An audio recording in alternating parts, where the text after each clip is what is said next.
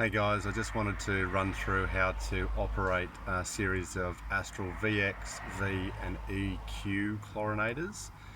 Normally when you arrive on site you'll have three options or modes that the pool is set in. By pushing the pool mode button you can cycle through where you've got manually on, as you can read on the screen, manually off, and then the third one will be the auto mode, which will indicate whether it's on or off and at what time it's coming on or what time it's turning off. So between the three, they're the modes that you will have on there.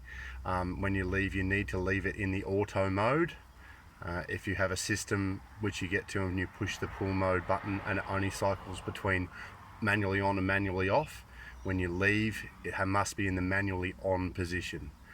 The biggest thing that we're having issues with at the moment is making sure that the timers are running for long enough and that the time clock is set correctly. So what you need to do on all these units is make sure that the system is in manually off, as you can see.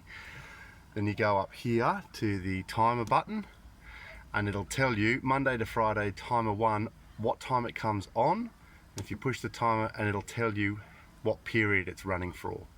So if you've got one period that's running for 5 hours and then another 5 later, then that's 10 hours in total. This system runs for 11 hours in one foul hit, but you can change these up and down in accordance to what you need to. So all you do is you push the hour button in this case, and then you push this button here, and that will bring it down or up accordingly. So in this case I want 11 hours.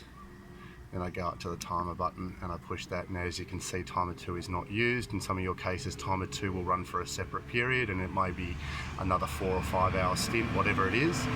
But this is how you increase your hours of operation.